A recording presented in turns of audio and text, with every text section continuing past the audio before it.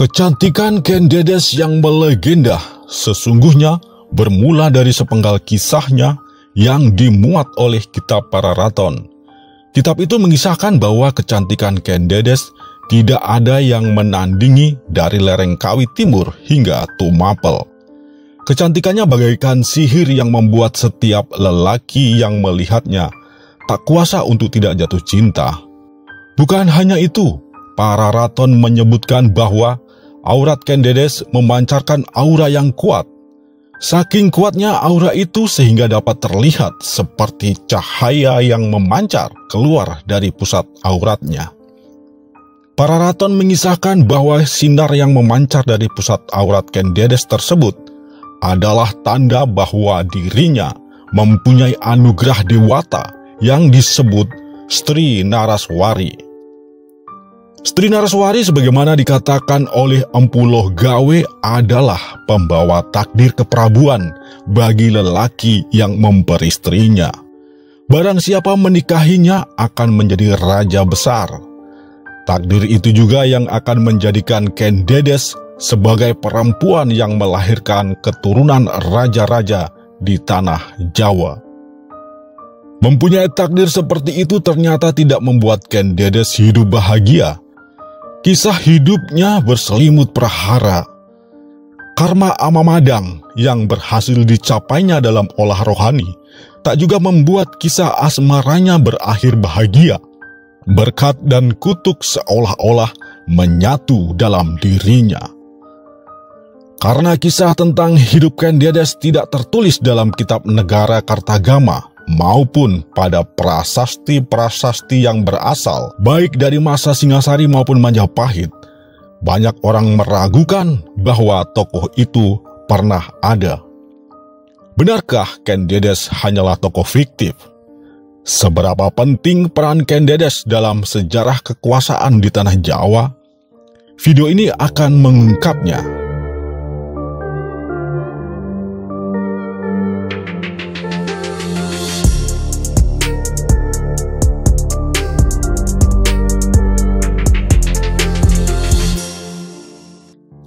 Banyak orang meragukan historisitas tokoh Ken Dedes karena tidak adanya sumber terpercaya yang mendokumentasikan dirinya.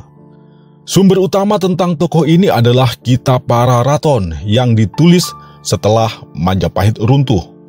Sumber lainnya adalah Kidung Harsawijaya. Kedua sumber itu sesungguhnya bukan sumber sejarah yang dapat dipercaya dengan tanpa menyisakan keraguan.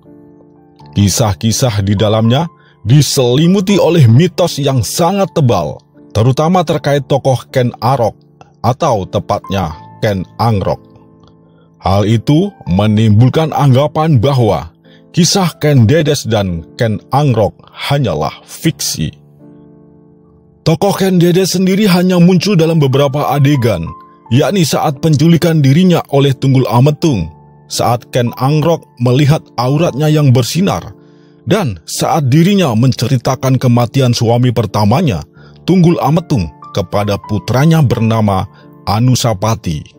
Kisah hidup Ken Dedes tidak diceritakan sebelum peristiwa penculikan dirinya dan setelah kematian Ken Angrok. Mengingat pentingnya peran Ken Dedes di dalam silsilah raja-raja Jawa sejak masa Singasari yang disusul masa Majapahit hingga kerajaan-kerajaan setelahnya. Namun ternyata nama Ken Dedes tidak tercatat di dalam prasasti-prasasti maupun kitab-kitab yang ditulis pada masa kedua kerajaan itu. Hal itu membuat beberapa orang menduga tokoh ini hanyalah tokoh rekaan yang disisipkan oleh penyalin Para Raton di kemudian hari. Ada yang menuduh penjajah sengaja menyisipkan tokoh Ken Dedes dan Ken Angrok ke dalam serat Para Raton ketika mengalih aksara dan mengalih bahasakan Para Raton. Tujuan penjajah adalah untuk mendegradasi secara moral para raja Jawa sebagai keturunan perampok dan pemerkosa bernama Ken Angrok. Nasib penjajah memang pantas untuk selalu dipersalahkan. Namun, benarkah penjajah yang menciptakan tokoh Ken Dedes dan Ken Angrok? Tampaknya memang ada celah untuk membenarkan tuduhan itu, mengingat orang yang pertama kali menyalin ulang dan menerjemahkan Kropa Lontar Pararaton adalah filolog berkebangsaan Belanda bernama Brandes. Tetapi betapa kejinya orang yang telah bersusah payah mengabdikan ilmu dan hidupnya untuk menyelamatkan naskah-naskah kuno peninggalan leluhur bangsa kita, justru kita tuduh sebagai seorang penyesat sejarah. Naskah asli dalam bentuk lontar masih utuh tersimpan dalam perpustakaan nasional dan dapat diteliti oleh siapapun yang mempunyai kemampuan untuk itu. Seharusnya tuduhan seperti itu dibuktikan dengan penemuan-penemuan dalam sebuah riset yang serius terhadap naskah asli Pararaton, bukan berdasarkan analisis yang bersifat subjektif dan spekulatif. Tuduhan bahwa penjajahlah yang menciptakan tokoh Ken Angrok dan Ken Dedes tampaknya kurang mendasar. Dasar tuduhan itu hanyalah kecurigaan dan kebencian yang telah mendarah daging. Itulah nasib bangsa penjajah. Karena kehadirannya yang salah, maka akan selalu salah. Salah sendiri, mengapa mau jadi penjajah? Namun, sampai kapan kita akan terus mengkambing hitamkan penjajah, sekalipun atas hal yang bukan perbuatan mereka? Misalnya tentang Ken Dedes dan Ken Angrok ini. Para ilmuwan Belanda yang meneliti naskah Pararaton, misalnya Berg dan Vlacke, malahan mereka adalah orang-orang yang pertama meragukan historisitas dari kisah-kisah yang termuat dalam Pararaton. Kisah Ken Angrok terbang menggunakan sayap yang terbuat dari 2 helai daun tal adalah kisah yang paling menggelikan dalam perspektif keilmuan para ahli dari Belanda itu, mereka yang telah terbentuk dengan pola pikir yang rasional. Namun, tidak dengan para ahli pribumi yang akrab dengan kisah mistis dan supranatural. Justru para ahli pribumilah yang menganggap penting Pararaton.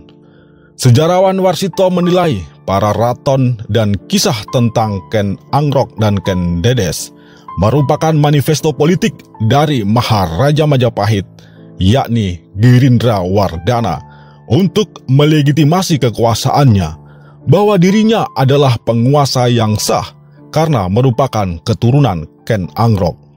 Profesor Hasan Jafar, filolog dan sejarawan dari Universitas Indonesia, berpendapat bahwa naskah Pararaton bukan seperti yang diduga selama ini, ditulis pada abad ke-16, namun pada masa Majapahit akhir, tahun 1403 Saka atau tahun 1461 Masehi.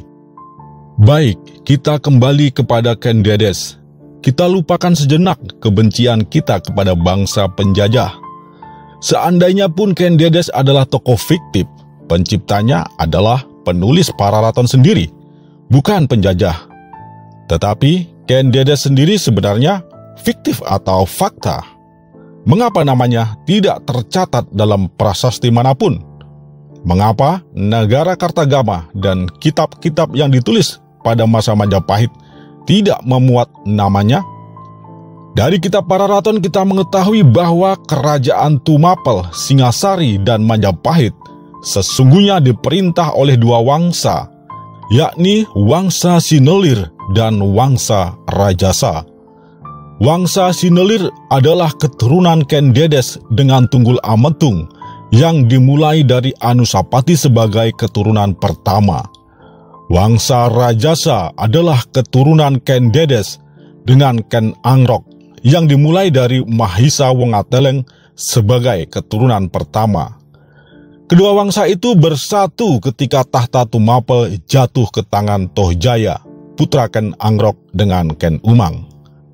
Ranggawuni, anak Anusapati, cucu Ken Dedes dengan Tunggul Ametung, bersatu dengan Mahisa Cempaka, anak Mahisa Wongateleng, cucu Ken Dedes dengan Ken Angrok.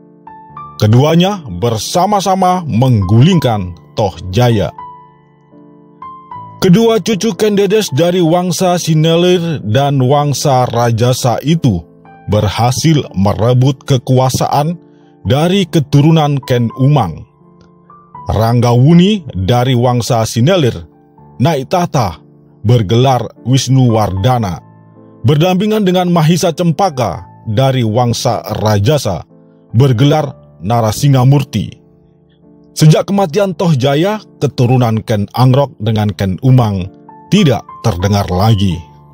Wisnuwardana mempunyai anak yang kemudian menjadi raja terakhir Singasari, yakni Kertanegara. Sedangkan Narasinghamurti mempunyai anak bernama Dyah Lembutal yang berputra Dyah Wijaya. Dyah Wijaya dari Wangsa Rajasa menikahi keempat putri Kertanegara dari Wangsa Sindalir. Dari keempat putri Kertanegara yang diperistri Wijaya, hanya Gayatri yang memperoleh keturunan, yakni Dyah Gitaria atau Tribuana Tunggadewi dan Dyah Wiyat atau Raja Dewi Maharajasa. Setelah Singasari runtuh oleh pemberontakan Jayakatwang yang berasal dari Wangsa Isana dari Kediri, Dyah Wijaya mendirikan Majapahit. Dyah Wijaya digantikan oleh Jayanegara putranya dari istri yang berdarah Melayu, yaitu Darapeta atau Indreswari dari Kerajaan Dharmasraya. Setelah Jayanegara mangkat, digantikan oleh Dyah Gitaria atau Tribuana Tunggadewi. Di dalam diri Tribuana Tunggadewi inilah darah Sindalir dan darah Rajasa bersatu. Tribuana Tunggadewi adalah keturunan Tunggul Ametung, juga keturunan Ken Angrok. Tribuana Tunggadewi kemudian digantikan putranya yang bernama Dyah Hayam Wuruk. Karena Wangsa Sindalir terakhir berjenis kelamin perempuan, bersuamikan seorang laki-laki dari Wangsa Rajasa, maka kemudian kedua wangsa itu lebur menjadi satu wangsa, yakni Wangsa Rajasa. Wangsa Rajasa kemudian hadir lebih dikenal dengan nama Wangsa Girindra. Girindra berasal dari kata giri yang artinya gunung, sebab Tumapel adalah daerah pegunungan. Sedangkan Ken Angrok maupun Ken Dedes adalah orang gunung. Wangsa Girindra berarti keturunan raja dari gunung. Dengan mengikuti silsilah itu tadi, maka telah leluhur raja-raja Tumapel, Singasari, Majapahit, Demak hingga Mataram Islam.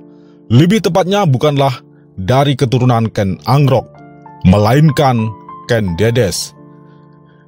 Itulah sebabnya Dwi Cahyono, arkeolog dan sejarawan dari Universitas Negeri Malang, sebagaimana dikutip oleh Historia.id, mengatakan bahwa meniadakan Ken Dedes dalam sejarah Singasari dan Majapahit sama dengan membuang satu mata rantai dalam sejarah Jawa. Tidak dicatatnya Ken Dedes dalam prasasti-prasasti kemungkinan untuk menyembunyikan riwayatnya, yakni dinikahi secara paksa oleh Tunggul Ametung, kemudian direbut oleh Ken Angrok. Kisah ini tentu bukanlah kisah yang menggembirakan bagi keturunannya. Mengabadikan kisah ini sama halnya mengabadikan aib leluhur mereka. Itu pula mengapa Raja-Raja Majapahit setelah Dyah Suhita banyak menggunakan gelar Girindra daripada Rajasa. Namun kitab Pararaton yang ditulis pada masa akhir Majapahit memuatnya karena untuk melegitimasi dan memperjelas silsilah Raja-Raja Majapahit yang telah tercampur dengan darah dari wangsa-wangsa lain. Silsilah itu ternyata mengalir dari rahim seorang perempuan yang bernama Ken Dedes. Meskipun Ken Dedes melahirkan keturunan raja-raja Jawa, namun kisah hidupnya yang utuh masih berselimutkan misteri. Hal ini membuka peluang bagi para pujangga untuk mengeksplorasi kisahnya dalam karya-karya fiksi yang lebih hidup. Muhammad Yamin mengeksplorasinya dalam bentuk drama, dan Pramudia Anantatur menulisnya dalam sebuah novel. Selain karya-karya fiksi gubahan para pujangga modern, kisah tentang Ken Dedes juga tercecer dalam cerita-cerita rakyat. Admin akan mencoba merekonstruksi riwayat Ken Dedes dari berbagai sumber. Sudah tentu Pararaton sebagai sumber utamanya. Ken Dedes berasal dari daerah Panawijen yang sekarang menjadi Polowijen di Blimbing, Malang. Di tempat itu terdapat situs purbakala yang diduga sebagai tempat pertapaan Empu Purwa, ayah Ken Dedes. Para raton mengisahkan bahwa Empu Purwa adalah seorang pertapa beraliran Buddha Mahayana. Sementara Pramudia Anantatur menyebutkan Empu Purwa beraliran Hindu Siwa. Baik Mahayana maupun Siwa merupakan aliran yang berseberangan dengan aliran yang dianut oleh penguasa saat itu, yakni Raja Kediri Prabu Kertajaya maupun Aku Tumapel Tunggul Ametung yang menyembah Wisnu. Para yogi dari aliran Buddha Mahayana maupun para Brahmana dari aliran Siwa dipaksa untuk menyembah Kertajaya sebagai penjelmaan Wisnu. Para Brahmana, Ksatria, Waisya maupun Sudra yang takut terhadap penguasa terpaksa menyembunyikan keyakinan mereka dan mengikuti keyakinan yang dianut oleh raja mereka. Sementara para Brahmana yang teguh dengan keyakinan mereka memilih melarikan diri dan membangun aliansi bawah tanah untuk menggulingkan Prabu Kertajaya maupun Akuwu Tunggul Ametung. Akuwu adalah sebuah jabatan penguasa wilayah setingkat bupati atau adipati. Para Brahmana telah menemukan sosok calon pemimpin yang dipandang memiliki segala kecakapan yang diperlukan untuk menjadi seorang raja. Sosok itu adalah Ken Angrok. Para raton mengisahkan Ken Angrok adalah anak Ken Endok yang dibuang ketika baru dilahirkan. Kemudian ditemukan dan dirawat oleh sepasang suami istri yang tidak punya anak. Ken Angrok tumbuh menjadi anak yang sehat, cerdas, tetapi sangat nakal. Ia gemar berjudi. Suatu ketika dia kalah berjudi dan menghabiskan seluruh harta orang tua asuhnya, yang membuat Ken Angrok diusir. Kehidupan Ken Angrok selanjutnya menjadi sangat keras. Dia terbiasa merampok dan mencuri, juga memperkosa anak-anak perempuan yang dilihatnya berada di ladang sendirian. Sampai akhirnya Ken Angrok bertemu Ki Bangu Samparan yang mengangkatnya sebagai anak. Ki Bangu Samparan mengirimkan Angrok untuk berguru pada para Brahmana. Ken Angrok tumbuh menjadi seorang pemuda yang cerdas, jujur, tegas, pemberani, dan penganut Siwa. Dia berasal dari kasta Sudra, namun dididik oleh para Brahmana dan mampu menyelesaikan pelajaran-pelajaran untuk menjadi seorang Brahmana dengan hasil yang sangat mengagumkan. Selain itu, dia adalah seorang pemberani, mampu mengorganisir para pemuda untuk bergerilya melakukan penyerangan, penyergapan, dan perampokan terhadap rombongan-rombongan pemikul upeti yang akan disetor ke Kediri. Dengan demikian, di dalam diri Ken Angrok terdapat 3 kasta, yakni Sudra, Brahmana, dan Ksatria. Para Brahmana mendorong Ken Angrok untuk berebut kekuasaan. Selain Empu Lohgawe, gurunya, Empu Purwa, ayah Ken Dedes, masuk dalam jaringan bawah tanah para Brahmana yang menentang Prabu Kertajaya maupun Akuwu Tunggul Ametung. Para Brahmana bukan hanya menahbiskan Ken Angrok sebagai seorang Brahmana, tetapi menganggapnya sebagai titisan Mahadewa Siwa.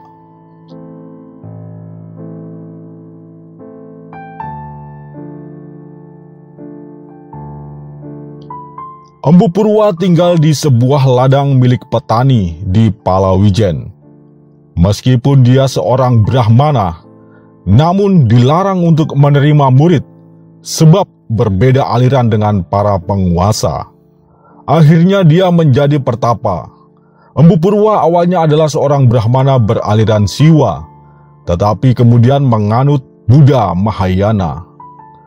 Meskipun menganut Buddha Mahayana, Empu Purwa masih diakui oleh rekan-rekannya sesama Brahmana Siwa karena kecakapan ilmunya.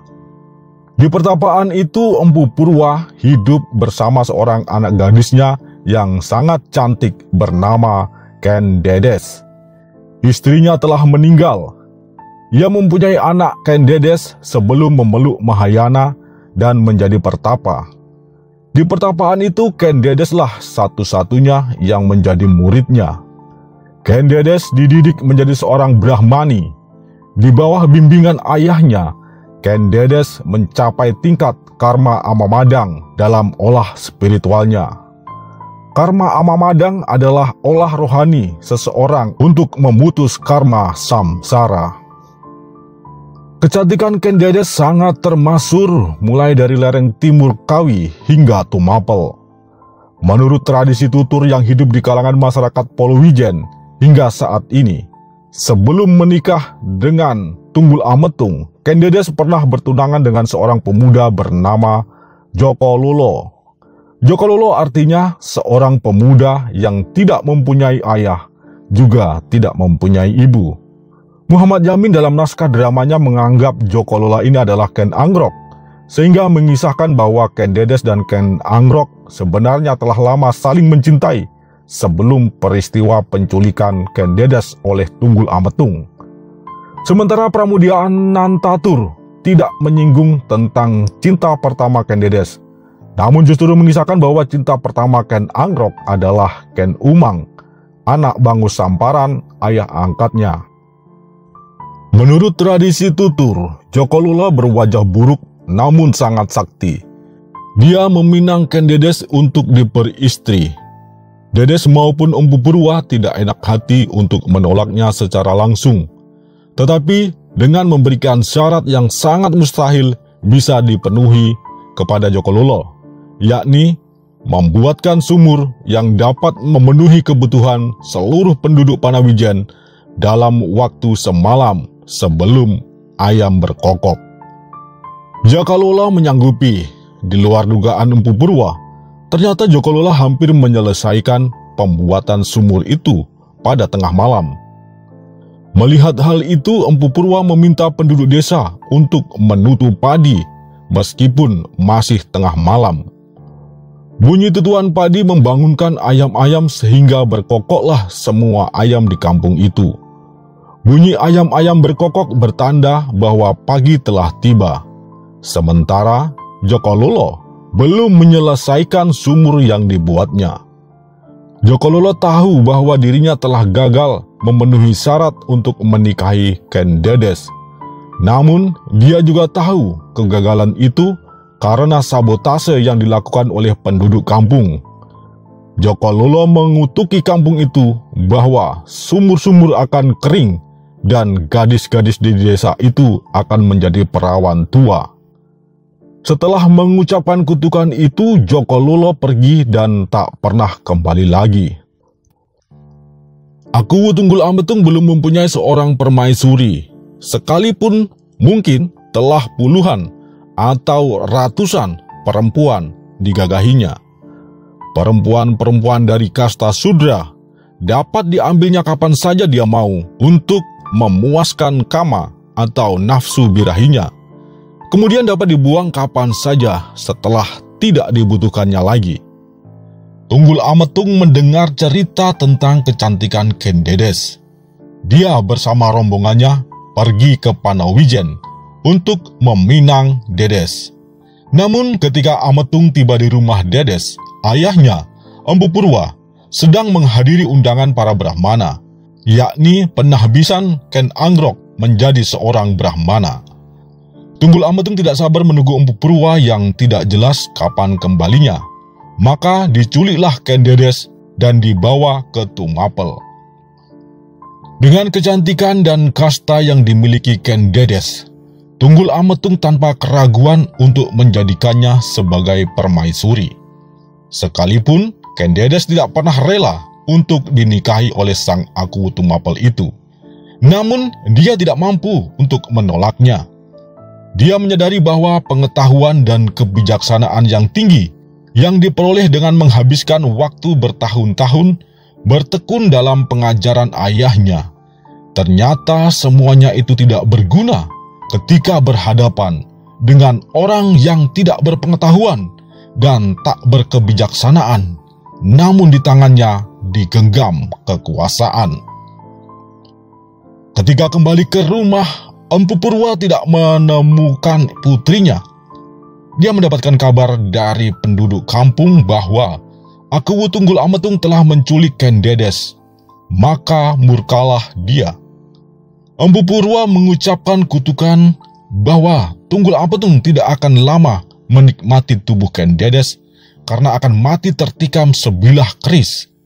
Dia juga mengutuki penduduk desa bahwa sumur-sumur mereka akan mengering dan anak-anak gadis mereka akan menjadi perawan tua karena membiarkan Ken Dedes diculik dan diperkosa oleh Tunggul Ametung.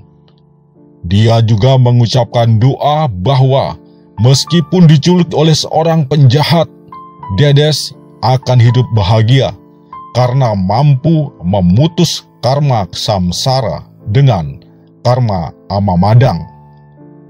Setelah mengucapkan doa dan kutukan itu, Empu Purwa pergi dan tak kembali lagi ke pertapaannya. Yang kasihan di sini adalah penduduk Panawijan ya, mendapatkan 2 kali kutukan gara-gara Ken Dedes. Ken Angrok bersama gengnya semakin menjadi-jadi setelah mendapat restu dari para Brahmana. Upeti yang dikirim ke Kediri oleh Tunggul Ametung tidak pernah sampai karena dibegal di tengah jalan oleh Ken Angrok dan kawan-kawannya. Tunggul Ametung mendapatkan tekanan dari Kediri, bahkan dituduh mulai membangkang. Tunggul Ametung meminta bantuan Ken Dedes agar bersedia memohon kepada Empu Lohgawe untuk membantu mengatasi perampokan-perampokan yang semakin marak. Empu Lohgawe menyarankan Tunggul Ametung untuk merekrut Ken Angrok sebagai kepala keamanan. Tunggul Ametung menerima usulan Lohgawe. Angrok pun setuju sebab Lohgawe adalah gurunya. Sejak direkrutnya Ken Angrok sebagai kepala keamanan Tumapel, tidak ada lagi penjarahan dan perampokan. Ken Angrok kemudian menjadi pengawal kepercayaan Tunggul Ametung. Misi para Brahmana untuk menjadikan Ken Angrok sebagai raja menggantikan Kertajaya dimulai dari menyusupkannya ke dalam istana Tumapel. Ken Dedes mengetahui misi para Brahmana sebab dia sendiri adalah seorang Brahmani. Aura kecantikan yang memancar dari diri Ken Dedes tidak bisa menghindarkan Ken Angrok untuk tidak jatuh cinta. Sekalipun Ken Dedes adalah istri Sang Aku, sementara dirinya telah beristrikan Ken Umang. Demikian juga Ken Dedes yang mengetahui misi rahasia Ken Angrok, menaruh perhatian kepadanya dan membiarkan apapun yang dilakukannya. Sebab keberhasilan Ken Angrok dalam menjalankan misi para Brahmana sama saja keberhasilan dirinya menghukum Tunggul Ametung yang telah menculik dirinya dan memaksanya menjadi istri. Pada suatu ketika Ken Angrok mendapat perintah mengawal perjalanan Ken Dedes. Ketika rombongan itu telah sampai tujuan, Ken Dedes keluar dari kereta. Pada saat keluar dari kereta itu, tersingkaplah kain yang dikenakannya. Ken Angrok melihat ada cahaya keluar dari sela-sela paha Ken Dedes yang berasal dari pusat auratnya. Penglihatan seperti itu bukan hanya terjadi sekali. Pada suatu saat ketika Ken Angrok mengecek keamanan di Taman Keputrian, dilihatnya Ken Dedes sedang duduk di taman. Angin bertiup dan menyingkap kain yang dikenakan oleh Ken Dedes. Tampak oleh Ken Angrok ada cahaya memancar keluar dari pusat aurat istri aku itu. Ken Angrok menceritakan pengalamannya itu kepada gurunya Empu Lohgawe. Empu Lohgawe mengatakan bahwa perempuan yang memancarkan cahaya seperti itu dipilih oleh para dewa untuk melahirkan raja-raja besar. Lelaki yang dapat melihat cahaya itu adalah lelaki yang dipilih dewa untuk menjadi suaminya. Jika dia berhasil menikahinya, dia akan menjadi seorang raja. Mendengar penjelasan gurunya itu, Ken Angrok bertekad bagaimanapun harus membunuh Tunggul Ametung dan memperistri Ken Dedes. Membunuh Tunggul Ametung adalah tugasnya sebagai kesatria, menyingkirkan penguasa yang lalim. Sedangkan menikahi Ken Dedes adalah tugasnya sebagai Brahmana, menunaikan takdir dari Mahadewa. Kisah selanjutnya bagaimana Ken Angrok membunuh Tunggul Ametung, sebaiknya kita simpan dulu ya. Jika kita ceritakan sekarang akan menjadi sangat panjang. Kita kembali fokus pada Ken Dedes sesuai dengan judul dari video ini. Singkat cerita, Ken Dedes menyaksikan bagaimana Ken Angrok menghabisi Tunggul Ametung. Ken Angrok menghujamkan keris Empu Gandring tepat di dada Tunggul Ametung yang sedang tertidur lelap di samping Ken Dedes. Namun, menyaksikan itu, Ken Dedes diam. Padahal ketika itu Ken Dedes sedang mengandung janin hasil perkawinannya dengan Tunggul Ametung. Bahkan, ketika Ken Angrok cuci tangan dari kasus itu dengan menuduh Kebo Ijo sebagai pelakunya, Ken Dedes pun diam. Dia mengerti bahwa yang dilakukan oleh Ken Angrok adalah karma yang telah digariskan oleh para dewa. Sebagai seorang Brahmani, dia tidak dapat mencegah penghakiman para dewa kepada seseorang yang telah berbuat salah, sekalipun orang itu adalah ayah dari janin yang dikandungnya. Sepeninggal Tunggul Ametung sebagai permaisuri, Ken Dedes menggantikan kedudukan suaminya. Ken Dedes memerintah Tumapel atas nama mendiang suaminya, sekaligus atas nama putra mahkota yang dikandungnya. Jalan lapang bagi Ken Angrok untuk menuju kekuasaan terbuka lebar. Ken Dedes menjadikan Brahmana Ksatria yang telah membunuh suaminya sebagai pengawal pribadinya. Di antara keduanya tumbuh cinta yang semakin tidak bisa disembunyikan. Niat Ken Angrok untuk menikahi dirinya tidak ditampiknya, sekalipun menjadi istri kedua, sebab di samping Ken Angrok telah ada wanita bernama Ken Umang. Setelah Ken Dedes dinikahi oleh Ken Angrok, dia menyerahkan kekuasaan Tumapel kepada suaminya. Melihat terjadi pergantian suksesi di Tumapel tanpa seizin Kediri, Prabu Kertajaya berniat menyerang Tumapel. Secara spiritual, Kertajaya tahu bahwa menyerang Ken Angrok akan menuai kekalahan bagi dirinya, sebab hanya Mahadewa Siwalah yang mampu mengalahkan Wisnu. Kertajaya telah menyatakan diri sebagai perwujudan Wisnu, sedangkan para Brahmana telah menahbiskan Ken Angrok sebagai perwujudan Siwa. Namun, jika tidak menyerang Tumapel, tinggal menunggu waktu, Tumapel pasti akan menyerang Kediri. Hasilnya sama saja, kemenangan bagi Ken Angrok. Akhirnya Kertajaya menyerang Tumapel. Serangan Kediri kepada Tumapel dapat dipatahkan dengan mudah oleh Ken Angrok, sebab seluruh Brahmana, Waisa, Sudra, dan Ksatria di Tumapel bersatu melawan gempuran Kediri. Lingkup jejaring Brahmana dan Yogi yang anti terhadap Kertajaya bukan hanya ada di Tumapel, tetapi sampai ke seluruh kekuasaan Kediri. Para Brahmana menghasut rakyat untuk melawan Kertajaya dan memberikan harapan bahwa Ken Angrok akan menjadi raja yang lebih baik. Maka ketika Tumapel membalas menggempur Kediri, bukan hanya prajurit Tumapel yang berperang melawan Kertajaya, tetapi juga para Brahmana dan rakyat Kediri berpihak kepada Ken Angrok. Ken Angrok berhasil menaklukkan Kertajaya. Kemudian, dia dinobatkan menjadi raja dengan gelar Sri Rajasa Batara Sang Amurwa Bumi. Dia memindahkan kota raja dari Daha ke Tumapel. Ken Dedes melahirkan putra pertamanya, Anusapati, yang adalah benih Tunggul Ametung. Sementara Ken Umang melahirkan Tohjaya, benih dari Ken Angrok. Selanjutnya dari benih Ken Angrok, Ken Dedes melahirkan Mahisa Wongateleng, Agnibaya, Panji Saprang, dan Dewi Rimbu.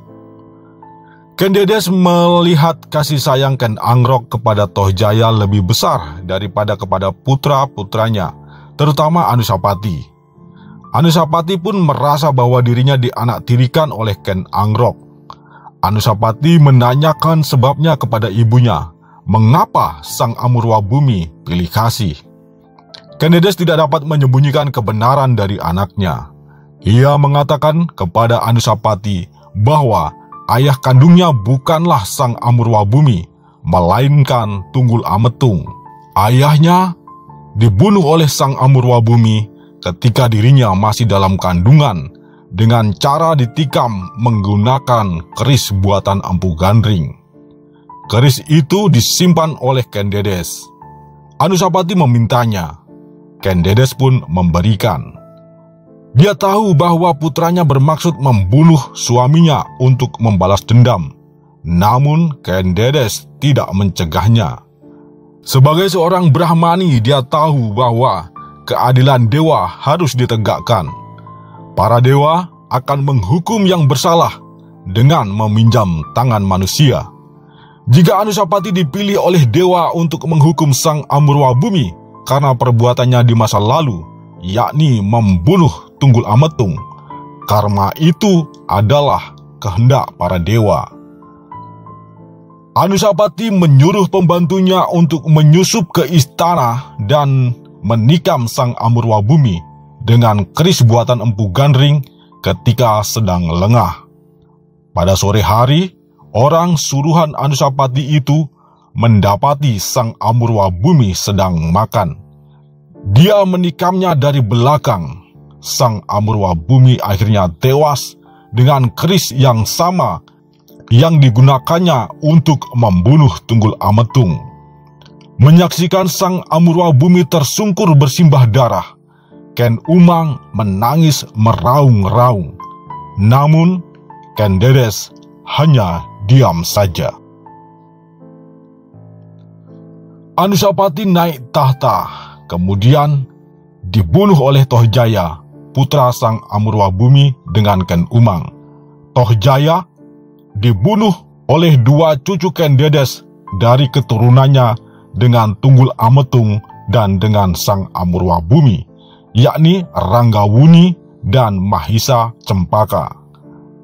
Anusapati maupun Tohjaya mati dengan keris yang sama, yakni keris Empu Gandring. Sejak kematian Sang Amurwabumi, para raton tidak menceritakan bagaimana kisah hidup Ken Dedes. Hal ini membuka ruang kreativitas selebar-lebarnya bagi penulis fiksi di kemudian hari untuk mengembangkan ceritanya sesuai dengan keinginan mereka. Namun, tradisi tutur yang hidup di masyarakat sekitar Panawijen atau Palawijen saat ini menyebutkan bahwa setelah kematian Ken Angrok, Ken Dedes kembali ke Panawijen menjadi seorang Brahmani, melanjutkan tradisi leluhurnya. Dia menghabiskan sisa hidupnya di tempat itu sebagai seorang pertapa sampai mencapai moksa. Pemirsa, terima kasih Anda telah menyimak video ini. Narasi yang admin susun dikumpulkan dan diolah dari berbagai sumber. Mungkin saja kisah-kisah dalam narasi tadi mengandung muatan fiksi yang sangat kental. Namun, kiranya kita dapat mengambil pelajaran hidup darinya. Tidak ada gading yang tidak retak, tidak ada manusia yang sempurna. Mohon maaf jika ada kekeliruan dan kekurangan dalam penyajian video ini. Salam dari Wong Cerah Jati, Rahayu, Wassalam, semoga Tuhan memberkati.